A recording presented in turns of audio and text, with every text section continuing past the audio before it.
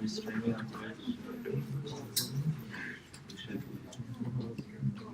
I would do something. I don't know why they didn't say 601. Let's open. Yeah, hand off though.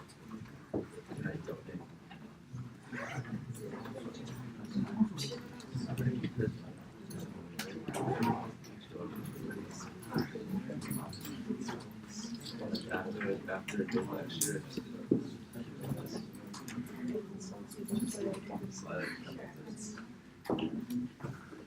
Oh, lovely. Okay. Why? He really likes he said if he saw something more that means 2 out of 5. Okay. We'll do it this way. All right, how are you all doing? Great. So I have to apologize a bit in advance for our lack of organization in the initial days of this course. We're working hard to get everything under control. We should have video for the, well, audio, basically, for the first lecture up on the course website by the end of the day. And we'll have this posted right after I give the lecture. So we'll kind of get caught up there. And so you'll have access to course materials. You may have noticed, if you visit the course website, you may have noticed that it gives you security complaints, that it says that the certificate for the website has expired.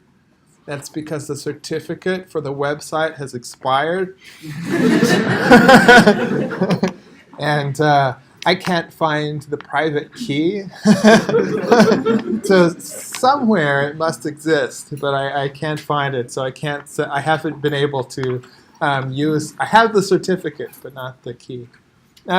So if any of you are exceptionally good at finding private keys, then we'll give you full access to the server and, you know, pseudo. So any questions before we get started? So you just have to put in a security exception. Yes. These are different. Okay. Powered off. Okay. I think that eventually it will come up. I'm sorry I didn't notice that first. Thank you. Any other questions? I have a proposition for people who want to squeeze over to this side a little bit so more people are setting their hands. That sounds like a good idea. Why don't you do that?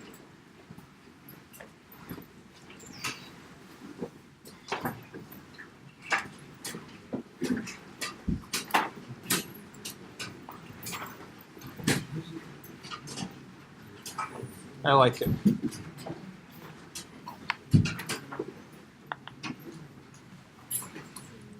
Okay. Anything else? Any other questions, comments, suggestions? Yes? Just out of curiosity, is there a chance we're going to get a room with more seats? No. But people drop, especially after this lecture, after hearing me lecture. I've been told that I'm a very dry lecturer, and that I got an evaluation last semester that said, I can tell when he's making a joke, and it just makes it more boring.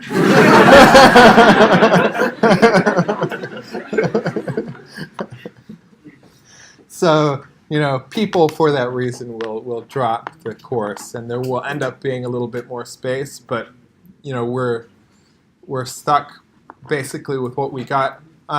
Some people will not come to the course without dropping because the lectures and everything will be posted online. So things will clear up a little bit, but we're not going to be able to get a bigger room. I'm sad to say. Yes? Do you know when the first homework assignment is going to be posted and due?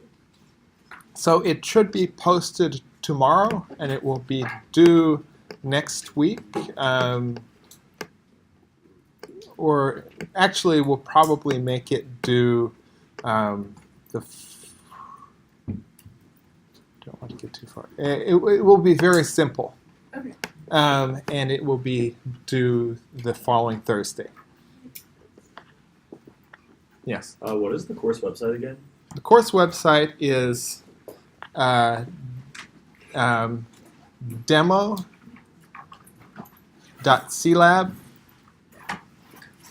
I'll post this in Piazza, actually. That will be easier. I'll just make a Piazza post. It's demo.clab.cs.cmu.edu/NLP.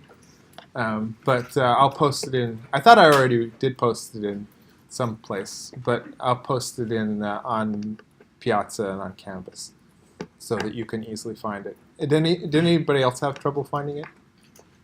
So, I think the link on Piazza might have been slightly incorrect. okay. I'm not positive, but it might have like left out the EDU or something like that. Ah, yeah, okay. I will check that. Okay, anything else?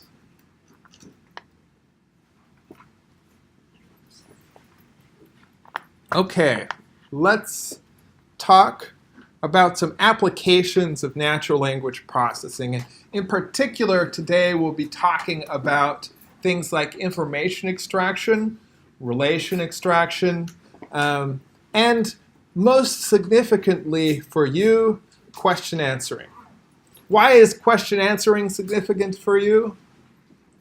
Because the project is a question answering project. And when you go about creating your system for question answering, then you should start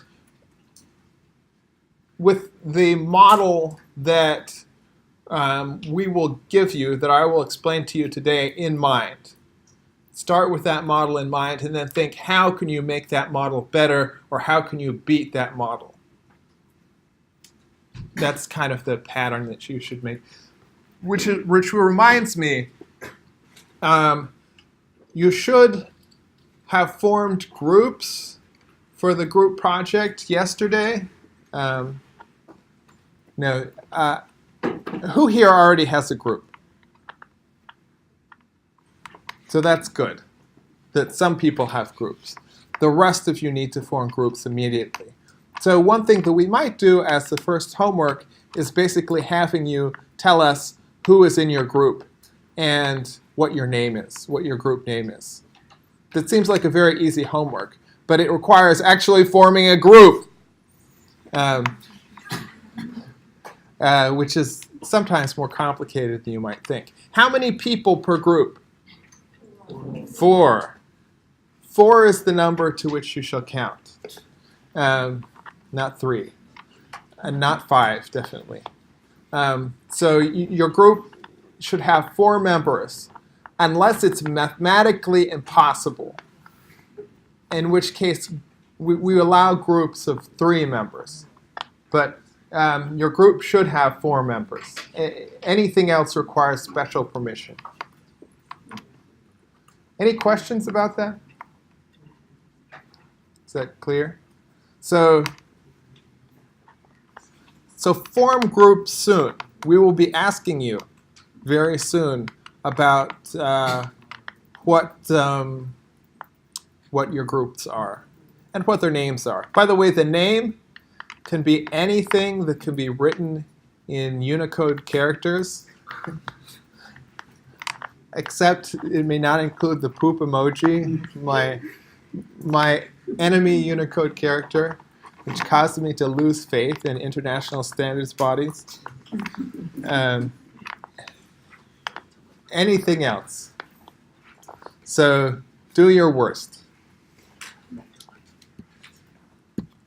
So let's start off with the idea of information extraction. Who here has heard of information extraction, or IE, before? So some people are familiar with it. What is IE? What is information extraction if we're speaking from a natural language processing perspective? Just a minute.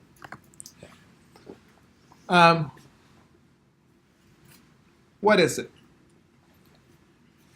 So basically, it's a task where you're presented with raw text or unstructured data. And you're going to extract tabular data out of that. You're going to impose structure on that unstructured data. So basically, you start off with an empty relational database. You start off with text. And what you end up with is a relational database full of goodness. And this is an outdated example in the sense that Senator John Edwards is no longer a political force. You might even think that this indicates that I did not originally write this slide. That's because I did not originally write this slide. It was created by a guy named Noah Smith, who used to be faculty here. So I just updated it. Anyway, so that's why it's like these very old examples, but it still holds. So you have these different people, John Edwards, Hillary Clinton, Barack Obama, that are mentioned in this passage with reference to a Democratic race, Democratic primary race. And so you have the state in which the primary election took place, the political party, the candidate, and then the fraction of the vote that they got. And all of this is present to one degree or another in this passage. And that's what information extraction is about. It's about pulling out tabular data from unstructured text.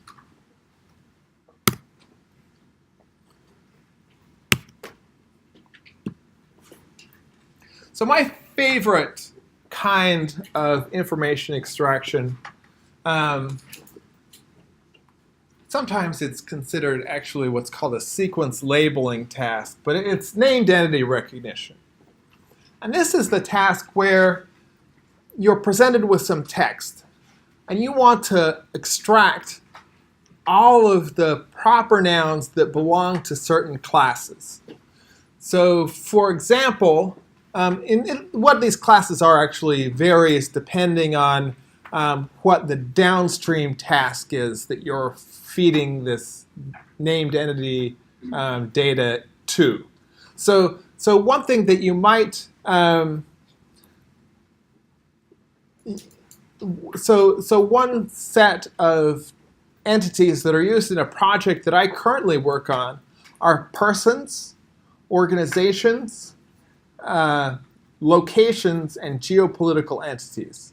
So you go through looking at all of the names of persons, organizations, locations, and geopolitical entities, and then you tag all of them, or else you extract them into a table that gives you named entity and type. So that's named entity recognition. Any questions about this? How would you identify the proper noun? Is it supposed to be all capitalized? It would be the other way. So that's an interesting question. How do we identify them? Because in some languages, you have capitalization. And certainly, capitalization for English is used as a feature for named entity recognition.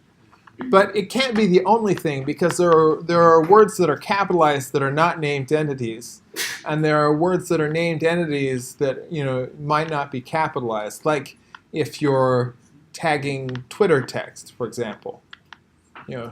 Who has the time to press shift, really? I mean, it's just too difficult. So how would you identify what are named entities?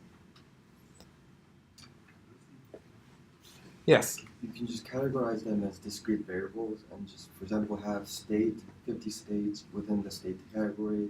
You can have names of senators in a senator category. And then you can just compare whether that element is inside the category. Yeah, so if you have a list of all of the names that you're interested in, and you can build this sort of thing, then yes, you can do it that way. But one of the problems with named entity recognition, one of the interesting challenges is that the names tend to be relatively low frequency. And they tend to be there tend to be a lot of names, but none of them with a particularly high frequency. So you're not likely to be able to have a priori list of all of the names or information about all of the names. So you need some way of doing classification or some kind of sequence labeling that tells you whether something is likely to be a name or not. One thing could be it's an entry in a gazetteer. So you have a list of names. If it's in the list, you say it's a named entity. But what else could you use? You could use capitalization. Yeah. If it's preceded by title, like senator, Yeah. that's likely a name. Yeah. So you could have an indicator feature where you have like a title. If it follows the title, it's going to be a name. So you can, and there are a bunch of different features like this that you could use. So if it has the before it, is it likely to be the name of a person? Unless the person is Donald, it's not, right?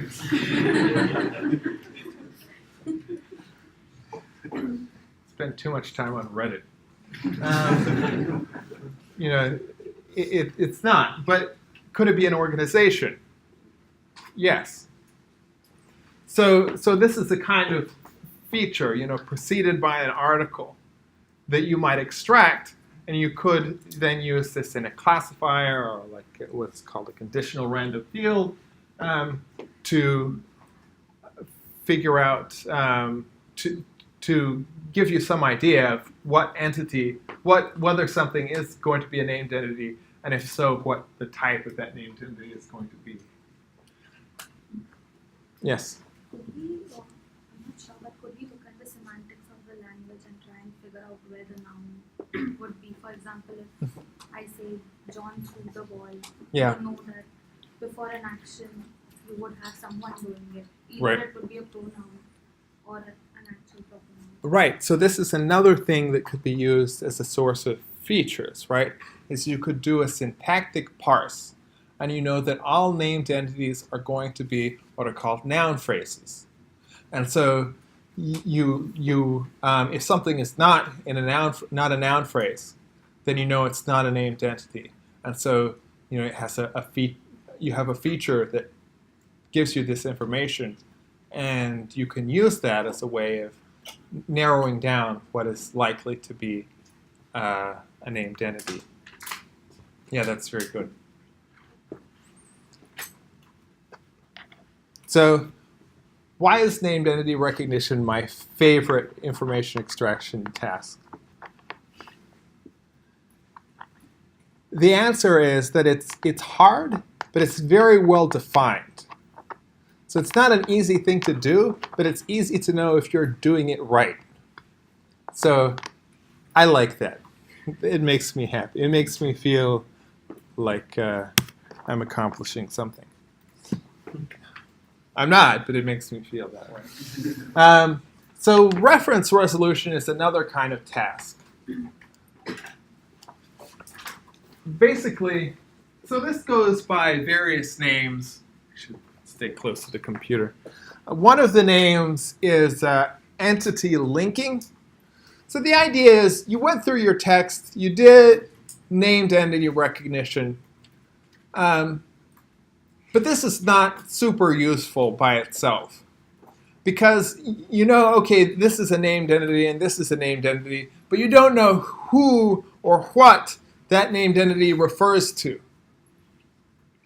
And reference resolution, or entity linking, is the process of figuring that out. So you have a knowledge base. A knowledge base consisting of stock photos. And then people use Wikipedia for this now. because it's big and has entries for everybody. Alan Black has an entry in Wikipedia. I don't. I'm hoping you'll change that. No. So you have here Senator John Edwards, a named entity, and here Edwards, a named entity. And both of those link to the same real-world person. And so the idea is to make an association between both of those names to that article in Wikipedia or that entry in the knowledge base. And that's reference resolution or entity linking.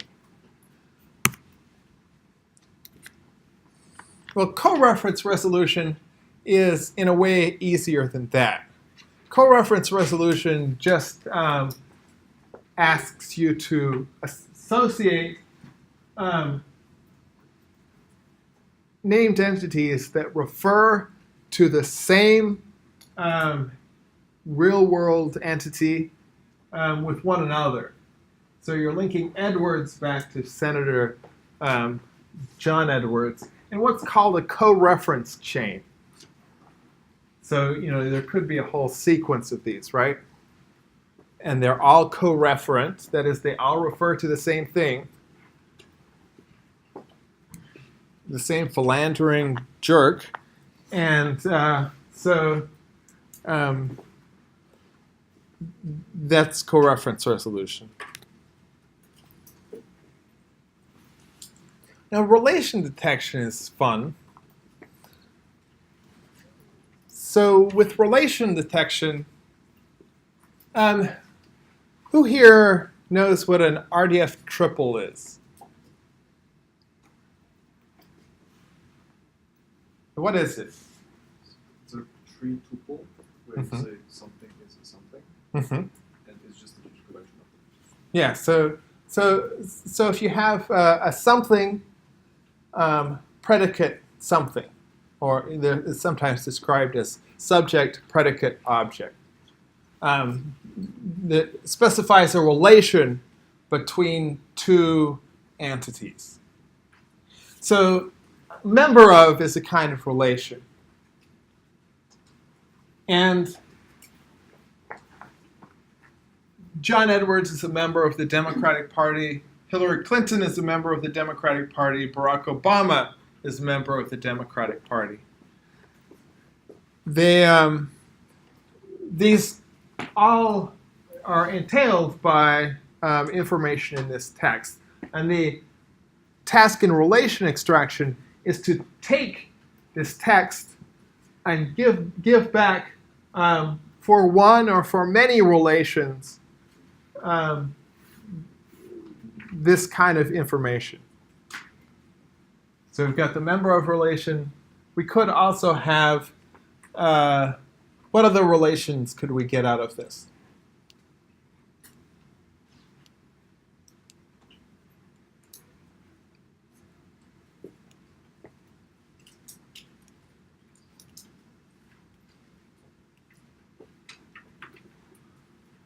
Actually, it's not very good for that.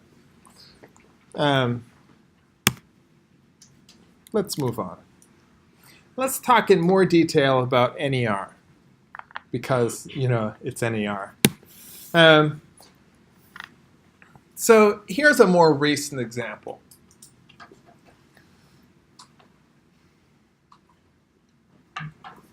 Basically, we have some news text here. And we identify the entities. Here they're highlighted. Here they're expressed in a different way. This is called BIO notation or IOB notation. I don't know why it's also called IOB notation, since BIO notation makes a lot more sense. But I guess it sounds like it's biological in some way. Basically, B stands for beginning. I stands for inside, and O stands for outside. This is a way of envisaging NER or other similar tasks as sequence labeling tasks. So you have a sequence of tokens, words, and you give each token a label. If this is the beginning of a person span, so it gets B pair. This continues that, so it gets I pair, I per, and this continues as well, and it gets I per also. Then you get to met, and it's not part of that span anymore, so it gets an O. And so on. So this contains the same information as this. But this is a much more convenient way of doing it if you're thinking computationally. It's,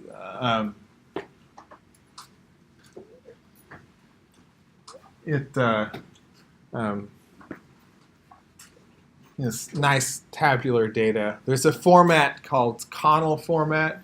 Basically recapitulates what you see here. It's very nice.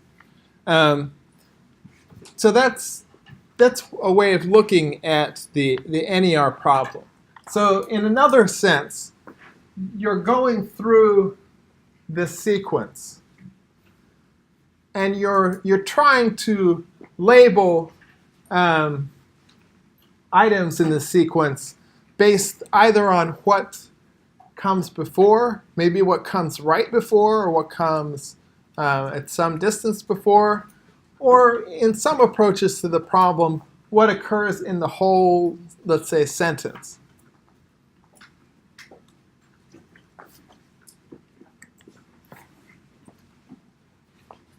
So you're taking a sequence and you're assigning labels to it based on what else is in the sequence.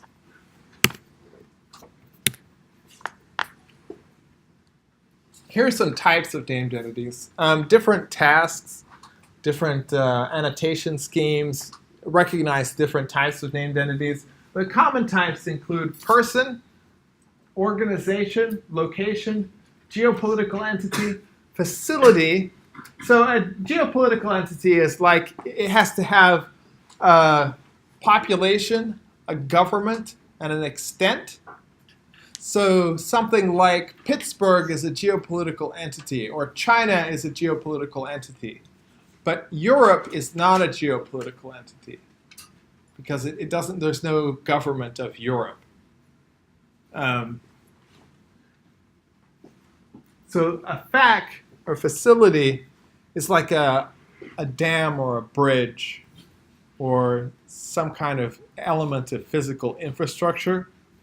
And then natural phenomenon, this is like a hurricane, earthquake that might be named. Yes? So then you would have to basically use context to separate location from geopolitical entity sometimes? Yeah. Okay. Yeah. It's not easy. But there are things that can distinguish them. Yeah. So how do you get training data for this type of thing? Does someone just have to label like? You get it. You buy it from LDC. Where do they? No, just kidding. So you have to have people go through and label the data. You have to, at some point, somebody has to go through and label the data, and that's where it comes from. And they have to use the annotation scheme that you want to use in the actual task, because if they don't, then you have to spend lots of time. Not that this has ever happened, but trying to figure out which of their lokes are lokes and which are geopolitical entities.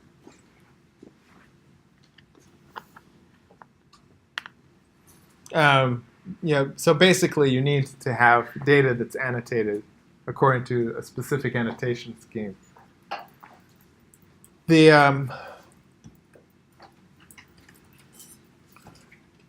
These only get tagged when they're proper names, only when they're names. So if you say the country, it could refer to the United States, for example, but that would not be a geopolitical entity. Or if you say 我国, Wokwo. That's a country, but it's not the name of a country. So.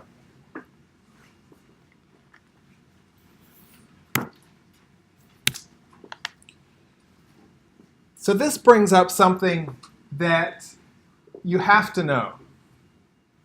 And we'll talk about it in the context of named entity recognition, but it's something that you should know generally. And that is these evaluation metrics of recall and precision. Who here has dealt with precision and recall before? Lots of you. Who wants to tell me what precision is? Intuitively. We have a nice formula here. Yeah. So precision would mean that if we're trying to detect something, so how many of our guesses were right? So we precisely detected the positive thing that we were trying to. And recall is like we did not capture all of the detections. So what percentage of the true things did we capture? Okay. So to put that more succinctly, as false positives go up, what goes down?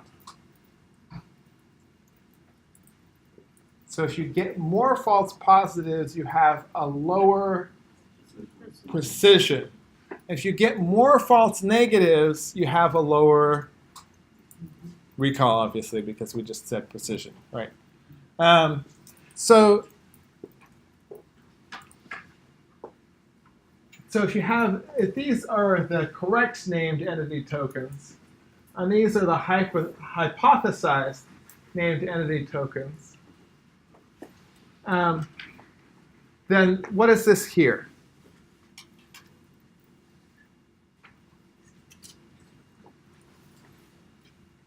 It's what you got right? So looking at this chart here, this Venn diagram, and interpreting it realistically, did we get a very good score here? No, because the overlap between correct named entities and hypothesized named entities is really small. So we got both a low recall, actually, and a low precision.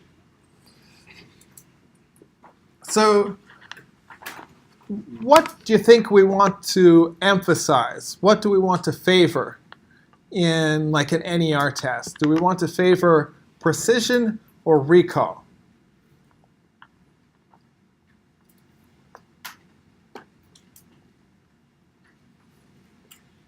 It's a trick question.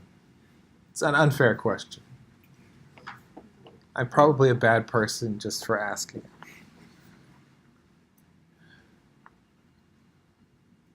Who said both? Yes, we want to optimize for both. And given a choice between the two, it actually depends on the downstream task. So if your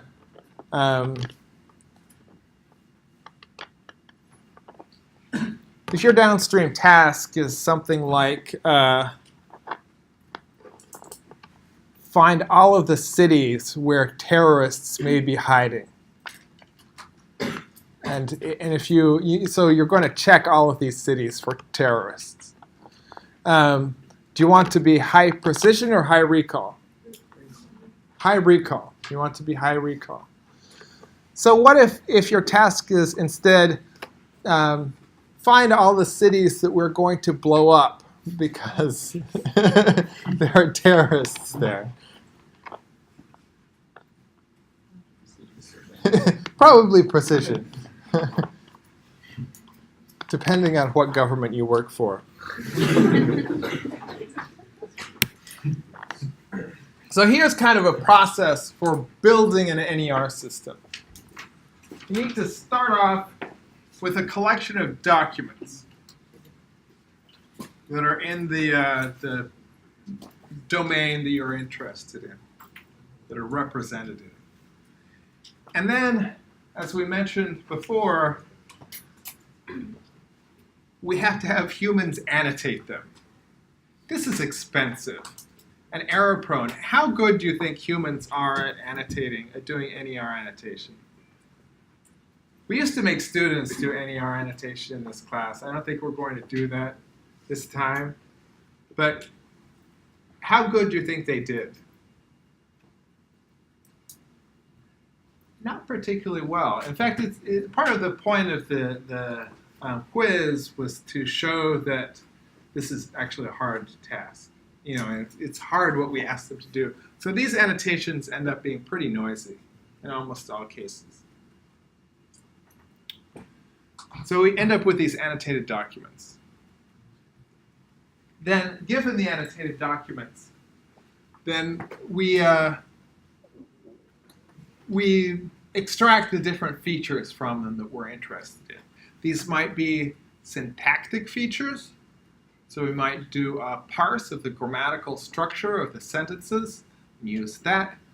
They might be lexical features, like this word comes after this other word.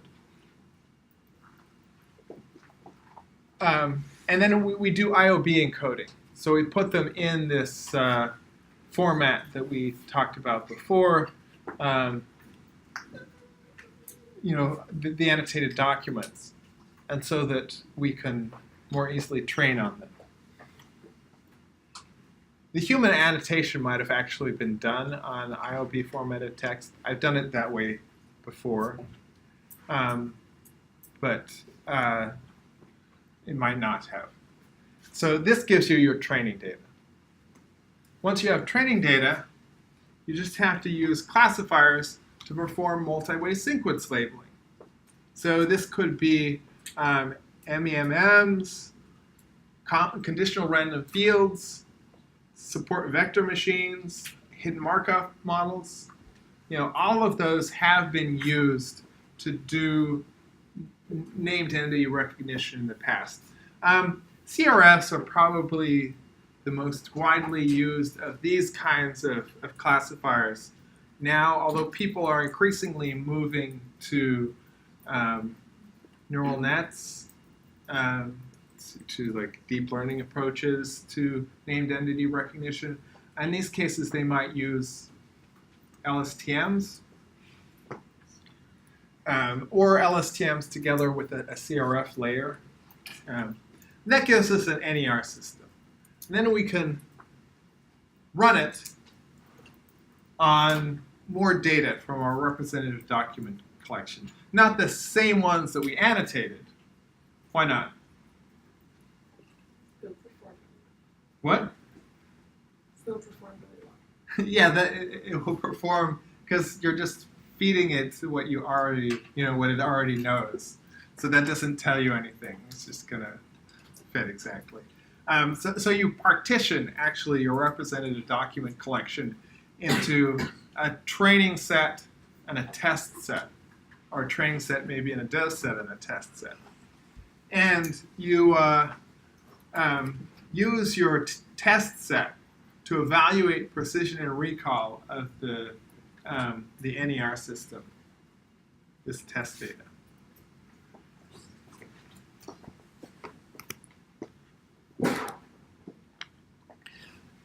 Well, I hate to leave NER behind, but there's only so much we can learn about named entity recognition in this lecture. So let's talk instead about relation extraction.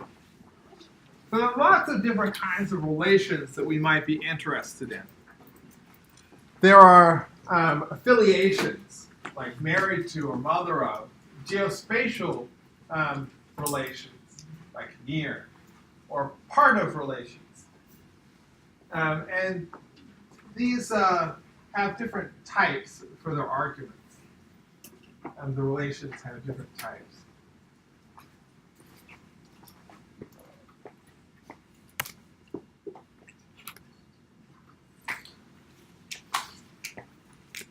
So how would you build a relation extraction system? You've got you pick one of these relations, let's say. Let's say owns. Pick an owns relationship, a possession relationship. How would you extract all of the instances of that relation from text? Or a lot of instances. Probably can't get all of those instances. But one with reasonable recall and reasonable precision.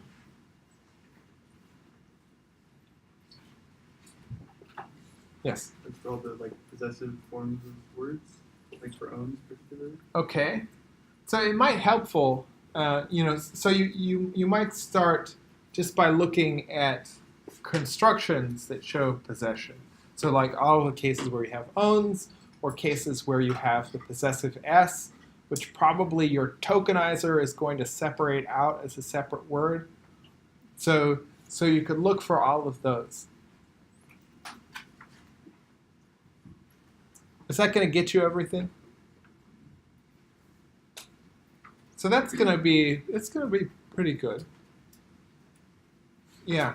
Adding to what he said, even the words which end with S, they have to be verbs because you can even have shows Mm-hmm. and it ends with an S, but it's not really giving you a relationship. That's true. Although if you do apostrophe s, then it is restricted to the ones that are in what's called a genitive relationship. Not all of those are actually possession. So if I say St. George's killing of the dragon, St. George doesn't actually own killing. St. George killed the dragon, and we're talking about that event. So it's it's going to be a little bit noisy, but we'll live with that. Yeah. Could you tokenize all the nouns in the text, and then between each pair of nouns, find all the verbs, Mm-hmm. and then rate each verb by the ownershipness of the word, and then you get a score. So by ownershipness of the verb, what Like do you how mean? genitive is it? Yeah, although that's a little hard to operationalize. It's a little hard to decide how to express that, notion of genitivity to a computer, unless you, or unless you break things down a little bit. So here's one way that this is actually done. You start off with what are called seeding tuples, or tuples if you're a barbarian. So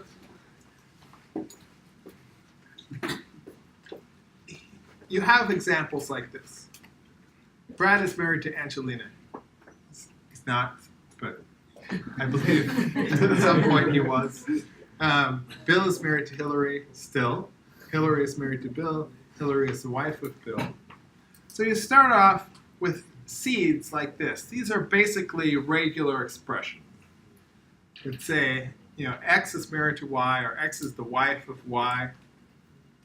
And then you go through your data, and you find all of the instances where these templates exist, extract the X's and the Y's, and then this is the tricky part. You take all of these X's and Y's. You find all of the other instances of X near Y. And you make new templates. So it's a kind of bootstrapping approach to entity or to relation extraction.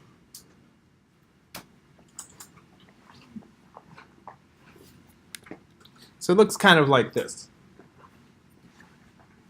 You can start off either with seed tuples or seed patterns. Let's start with seed tuples. So we have a tuple set. we search for tuples, we extract the patterns, and we end up with a pattern set. Maybe we already had some patterns, seed patterns. Then we search for instances of the pattern, find more tuples. We put those tuples in our database, and also in we put the tuples in the database as relations, and we also add them here. So we just keep going around in circles until we found all the tuples. So what is cool about this approach? Yes? Just using the text itself, you don't need any outside information or prior labeling or anything like that. Yeah, you don't. It's semi-supervised. You know, but you don't need any labeled data. You don't need any linguistic analysis. You know, you don't need to use a parser or anything like that. Yeah. Do you need to do co-reference resolution first? No, you don't. You would get better results, more meaningful results if you did co-reference resolution first, because you might have Clinton is married to Hillary, and you don't mean Hillary is married to Hillary. And you might not know that unless you know that what the relationship between all of the entities were, unless you did co-reference resolution. But in order to apply this in a naive way, you don't need to do co-reference resolution in advance. Yeah, but that's a good question.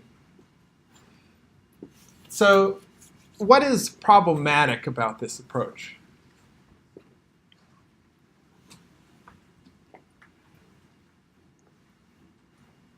Yes. If you get one or two or a few incorrect patterns, then that could quickly explode into a lot of incorrect data. Yeah. So there's a problem with precision, right? Because you can have this ballooning effect where you get one thing wrong, and then the errors percolate, errors propagate, and you end up with a lot of wrong stuff. So it's pretty good with regard to recall, but it has problems with regard to precision.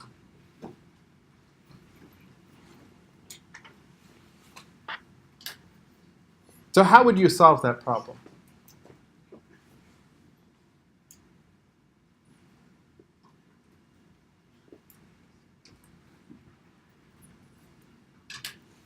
You don't have to solve it right now. I just wanted you to think about it. Let's talk now about information retrieval. So information retrieval, as it's done now, this is basically the task where you have a corpus of documents, a whole bunch of documents.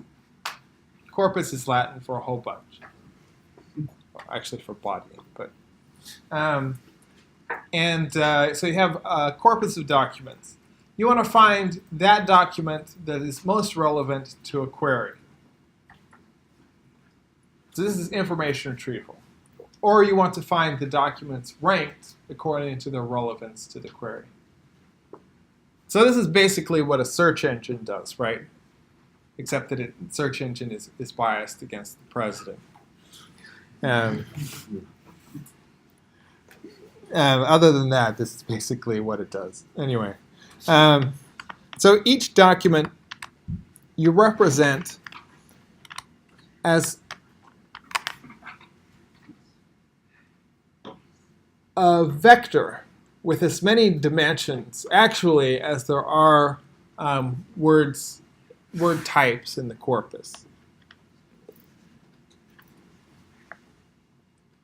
so you represent them this way. This is a somewhat naive version of this with sparse vectors, but basically the value at each dimension of the vector, then you have the count of that particular word in the document.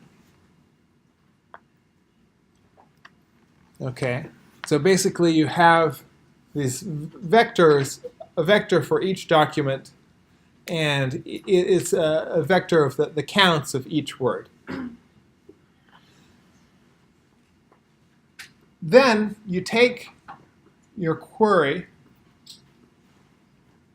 and you represent it in exactly the same way. You treat it as if it was one of these documents.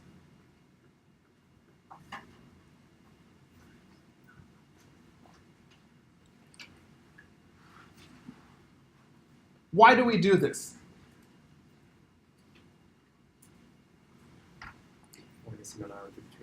So we can look at the similarity between the two. Well, how do we look at the similarity between the two vectors? How do we compute that? Let's say Cosine similarity. Well, this looks sort of complicated. Why don't we just use the dot product?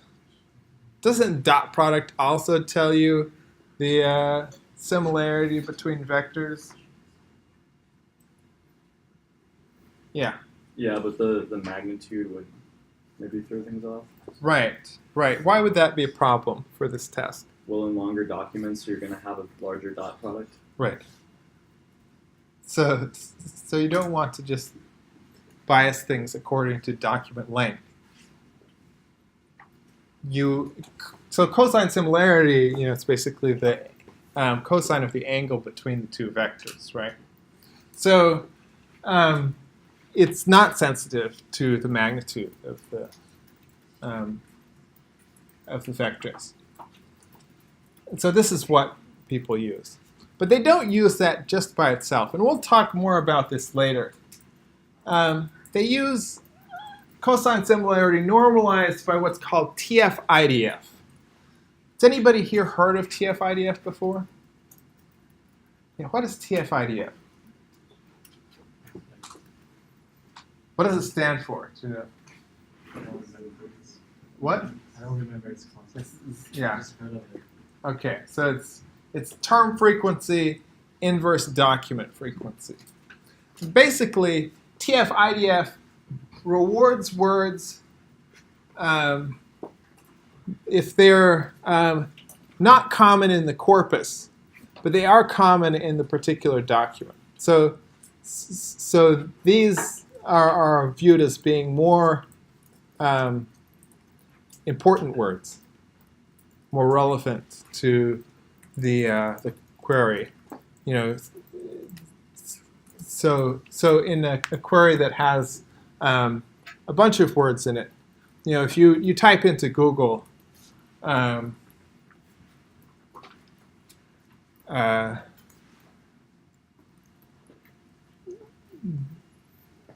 the big dog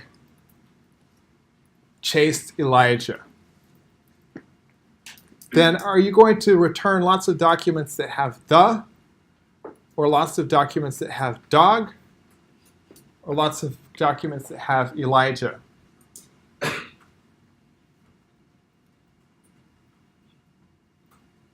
Or your top ranked documents going to, what do you expect? Yeah. Elijah is probably a pretty rare word. Uh-huh. Pretty specific word, so you would want to return searches that are specific to that term. Right, and that's exactly what TF-IDF does. So if you have a document that has lots of instances of Elijah, which is rare throughout the corpus, then Elijah's going to have high TF-IDF, and so if you're normalizing cosine similarity by TF-IDF, then you're going to favor those documents. The, however, is going to have very low TF-IDF. Why? This is going to be really common throughout the corpus.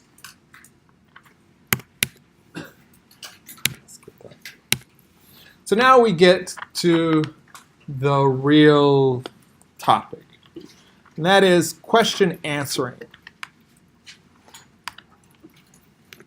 Let's hide this for a minute. So suppose you wanted to write a program that could answer questions. How would you do it? Knowing what you know now.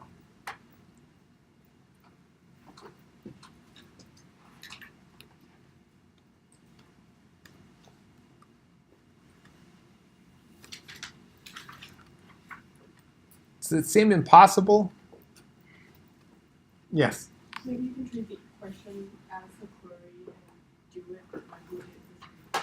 Okay. Very good. Very good. Good. So that's going to get you part of the way, right? So let's say we have a corpus of documents and we have a query. So we represent all of the documents as vectors. We represent the query as a vector. We find the document that has the highest cosine similarity to the query. What do we do then? Yes? Probably like search the query for the patterns that we found when we did sort of like the relationship matching, and then Okay, that is one thing we could do, yeah. So we could use, we could do relation extraction, find relations and use those to build answers based on that. Is there any other thing we could do? Any other approaches? Yes. We can do named entity recognition and look for, so if the question is who does something, Mm-hmm. we can replace who with the named entity. Right, so we could use named entity recognition to detect named entities, and then we could use that to basically form templates that we could use to search for answers to the questions within the document. What else? Is there anything else we could do? What if we don't like, what if we love vectors? We just love vector representations. What might we do as the next step?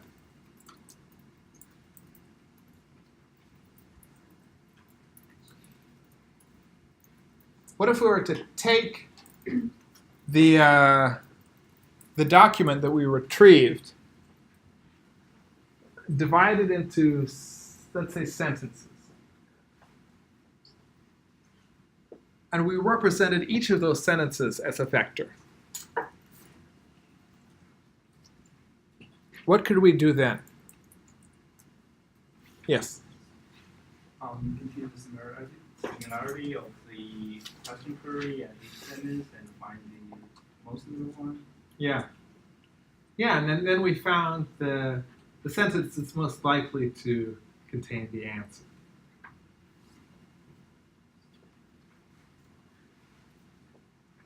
Then what do we do? Yes. Maybe break the sentence down again and then check how much each word in a query matches each word in the sentence. Okay, that's possible. What I would do is like extract a pattern that the most similar sentence, extract a pattern for that, and search that whole paragraph to see if there's a similar pattern there, and work together. Okay. Become a new answer to that question. Yeah. Yeah. So you could use the structure of the text in the query as a way of creating a template that you can use to search for the answer in the resulting sentence.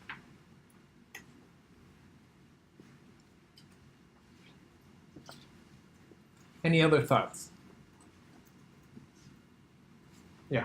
Maybe you can like find a cluster of sentences that are like very likely to be answers and like use that paragraph to answer the question.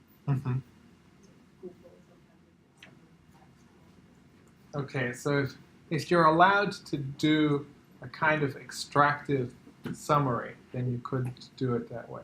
What if you just have to give, and this is the case in your exercise, what if you just have to give the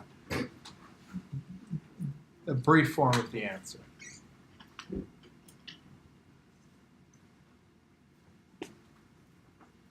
Yes? What if you know that certain keywords map to a certain question? For example, how you mentioned a who would map to some sort of named entity. Right. Like, and similarly, if there's a question why, if we have words like because or since in the sentence, we would probably understand that this answers some sort of why question. Mm-hmm. So if we map each and every type of question, like where could be a location? Right. So to get this right, you might actually want to do some syntactic parsing. So you might want to know about the syntax of the question and be able to rearrange the question to get an answer, the structure of an answer, and then you can use that to find the answer in the retrieved sentence.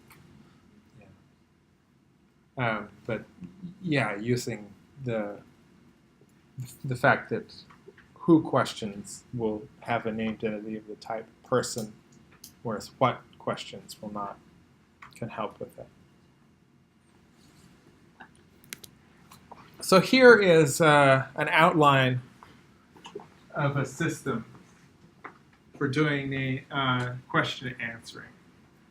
So you will all participate in building a question answering architecture. Your architecture should not be exactly the same as this. But this is the place where you should start.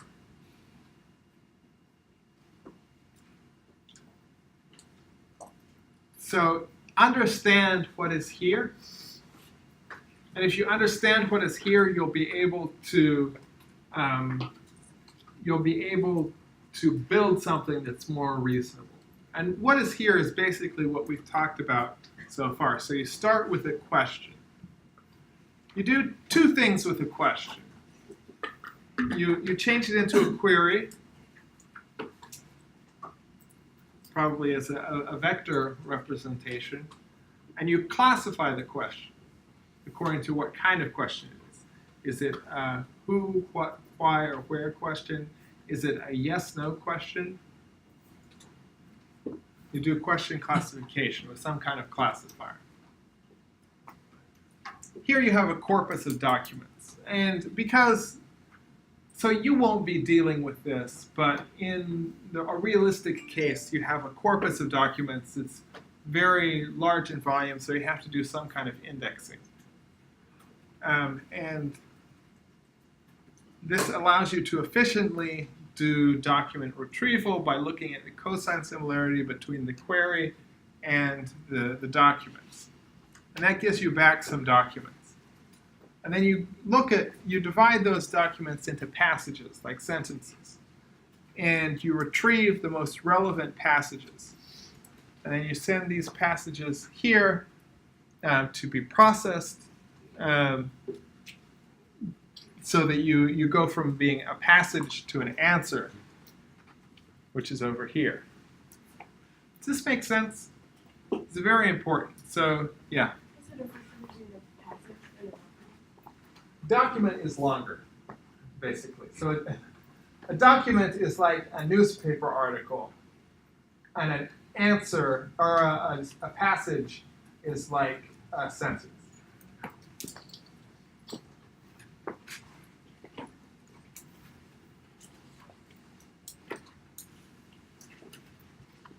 Other questions about this? Very important. It's very important that you understand this now, and that, because you'll immediately be expected to come up with a plan for doing something better.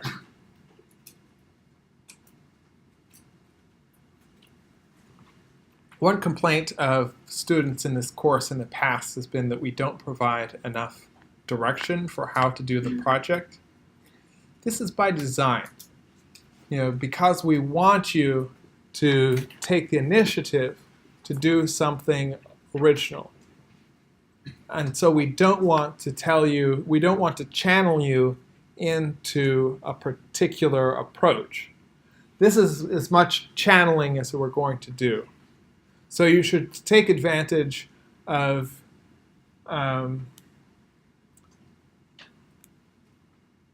this hand-holding while it lasts, right? Yeah. What kind of algorithm do you use for passage retrieval? Like some sort of regular expressive matching? Or like what exactly?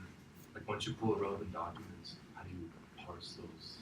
So for passage retrieval, the normal way of doing this is to take all these documents, or take all of the passages in these documents, represent them as vectors, compare them to the query, and choose the one that is the ones that have the highest cosine similarity.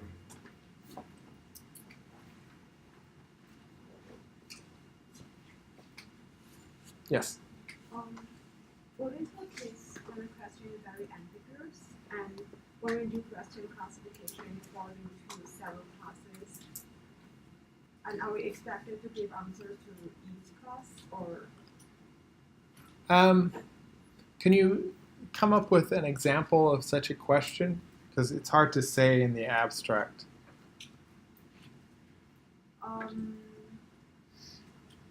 So like the answer is ambiguous, or the... For example, somebody asks what is an apple, or what is apple, like it may refer to several. Yeah, what is an apple has an ambiguous answer. So you're expected to give the answer that is present in the document. So let's go to what your project looks like. So rather than having a corpus of documents, you're going to deal with just one document. So you skip the information retrieval step.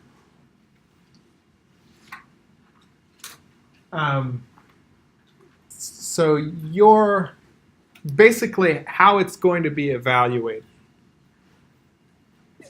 is by human evaluators, you, assuming you're all human and not robots trying to pass some kind of Turing test.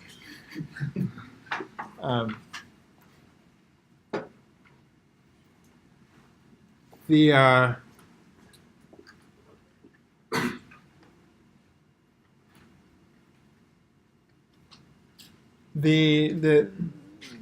passages and the questions will be given to all of the people in the class, or to a subset of the people in the class. They will not know which system generated them, but they will have access to the document. And so they will score the questions based on the document, whether the accuracy of the question. Also, the fluency of the question, like whether it's grammatical or not, will be scored. And the brevity. So you get an answer that is short. It's better than one that is long. So all of those things get evaluated by the human evaluators, and then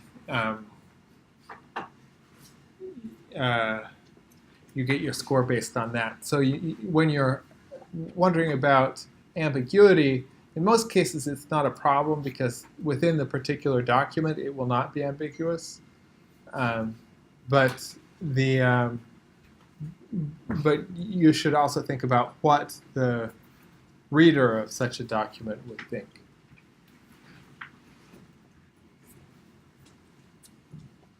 Other questions?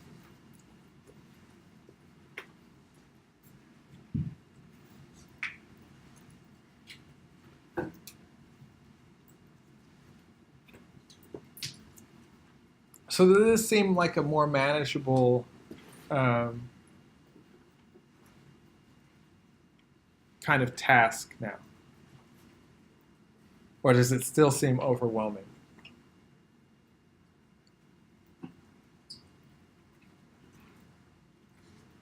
Who feels, yes? Is there a project rubric somewhere? Yes. It's posted on the homepage. It's under project description on the top left-hand corner, towards the top left-hand corner of the screen. So it's a complete description of the project, how it will be evaluated, and how,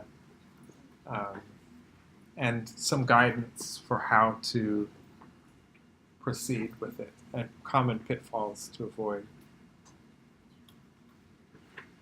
policies that we get asked about a lot.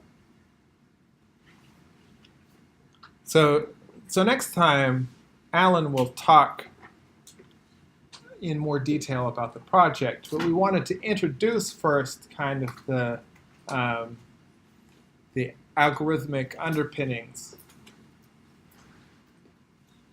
of question answering, so you can have some idea of what you're getting into, and then you can learn more about the specific policies and practices that will surround the project itself. Any other questions?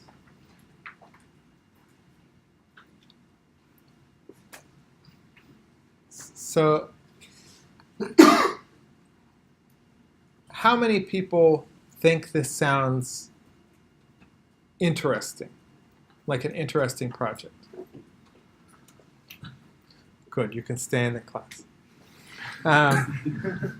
How many people think it sounds like a manageable project, one that you could complete in a semester in a team of 4? Fewer people. The others can also stay in the class. But so if this sounds difficult, what part of it sounds difficult to you? Translating this all to code, I feel like seems vague right now.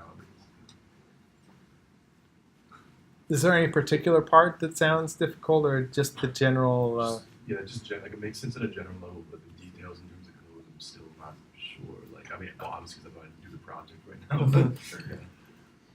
Well, implementation always does take time, and I've never actually done my own implementation of this project, so I can't attest to how much time it actually takes to implement it, but or to even implement this. But every semester, people do it, and everybody builds basically a working system. So it is possible, not just for like super brilliant CMU students, but also for brilliant CMU students.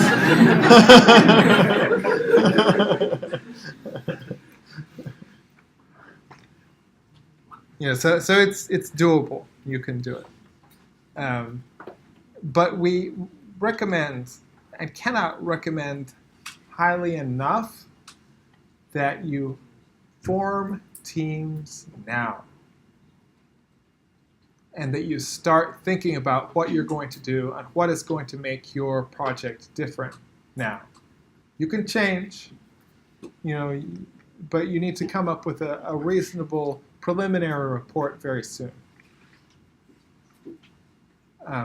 Just to make sure that you're thinking about things and not putting them off till the last minute. Because you won't be able to do this. This is not the kind of project you can do in the last week.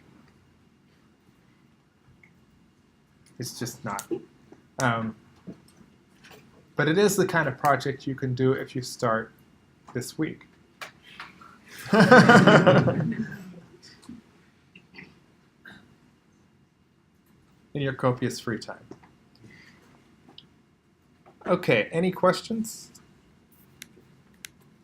Oh, let's talk just briefly about evaluating question answering. So people use a metric called mean reciprocal rank.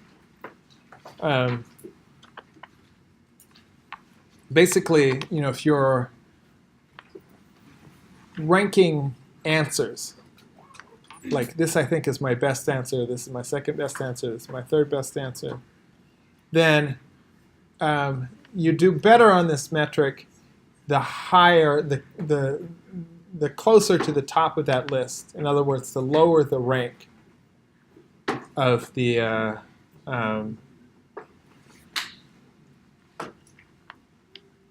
lower the rank of the hypothesized answer that's correct.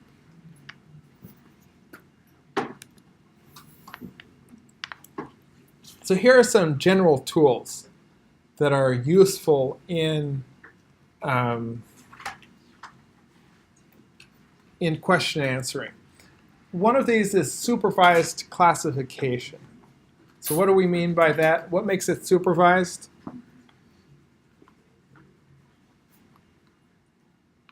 I'm watching it. That's what makes it supervised. Yeah, you have ground truth data. You have ground truth data. You have training data. So this is classification like a naive Bayes classifier or an SVM, or there are different kinds of neural classifiers. These are all supervised classification. Another thing that we've talked a lot about is feature vector representation. So representing everything as vectors of features.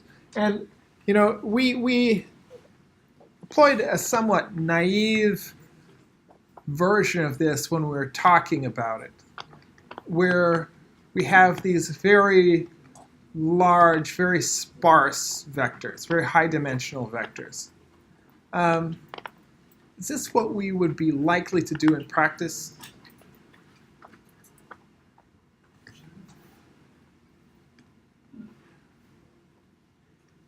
Maybe.